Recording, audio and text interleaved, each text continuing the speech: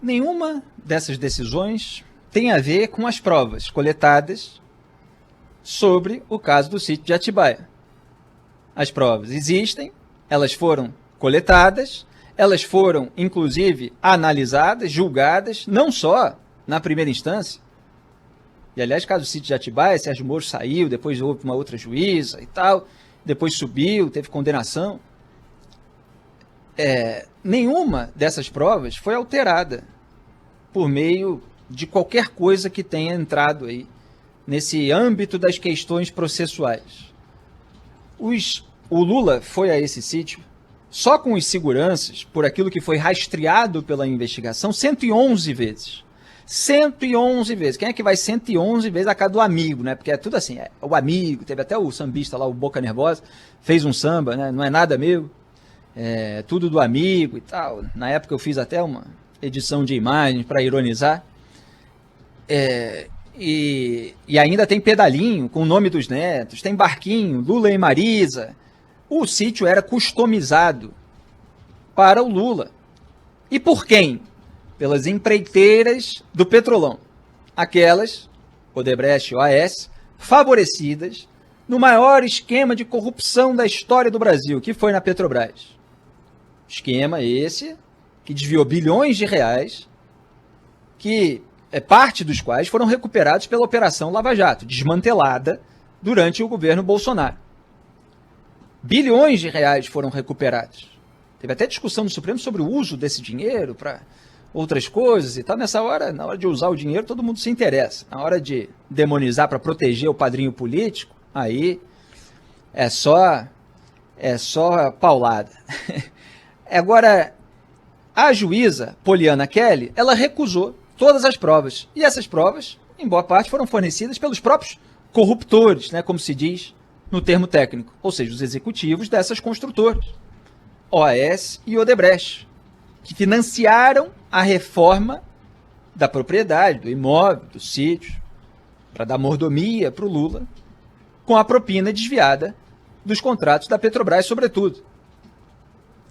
Então, assim, esses são os fatos que vão ficar para a história por aqueles que entendem que os fatos no Brasil muitas vezes não interessam às autoridades do Poder Judiciário e muitas vezes da esfera política, principalmente no Poder Judiciário, no Supremo Tribunal Federal, que é um tribunal eminentemente político, com ministros escolhidos por presidente da República como Lula.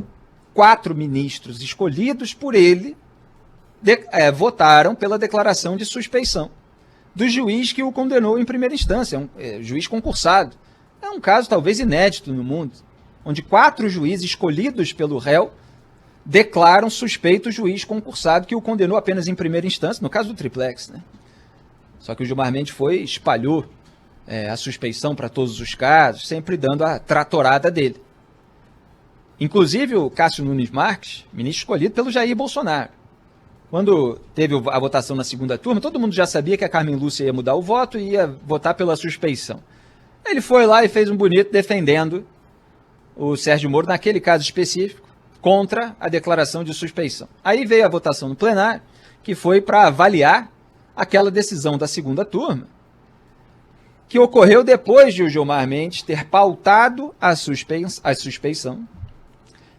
E isso o Gilmar Mendes fez depois que o ministro relator Luiz Edson Fachin declarou incompetente, no sentido de jurisdição, a 13ª Vara Federal de Curitiba, apontando que a questão da suspeição perderia o objeto, porque se a vara não era competente, então o resto não precisa mais ser analisado. Mas o Gilmar não, precisa sim, vamos declarar suspeito.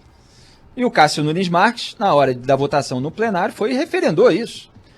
Ele referendou a declaração de suspeição do Sérgio Moro, ministro escolhido pelo Jair Bolsonaro. Isso que beneficiou o Lula.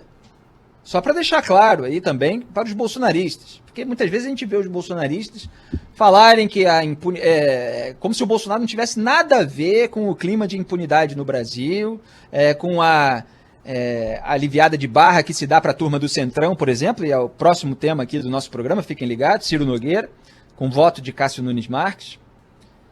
Então é bom deixar claro que a Frente Ampla pela Impunidade une todos eles. Agora vamos falar da juíza Poliana Kelly, que recusou as provas, jogou no lixo. Né? Teve até um ouvinte que veio no Twitter. Não, na verdade não jogam no lixo, eles incineram, eles tacam fogo e tal.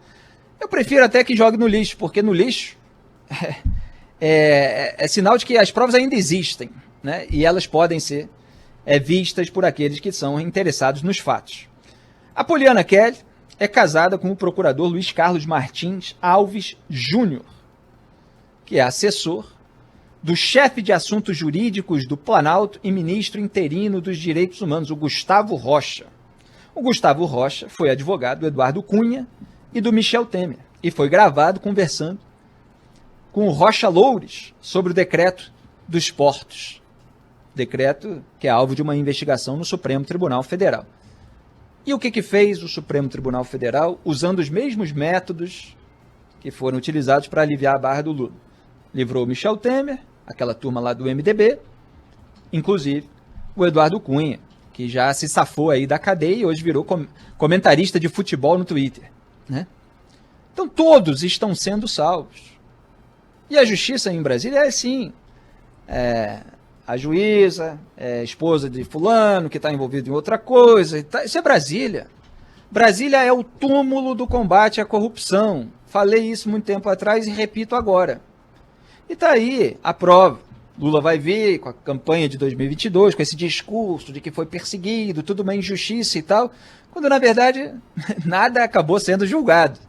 Quer dizer, os fatos permanecem, o dinheiro foi usado para dar mordomia a ele, por meio dessa mansão. É disso que se trata, é um sítio, em que tinha até lá o laguinho com pedalinho, com o nome dos netos, que eu noticiei na época. Então tá aí, a Frente Ampla pela Impunidade, varrendo a sujeira para debaixo do tapete. Jogam tudo para Brasília, porque sabe que lá é mais fácil de isso acontecer.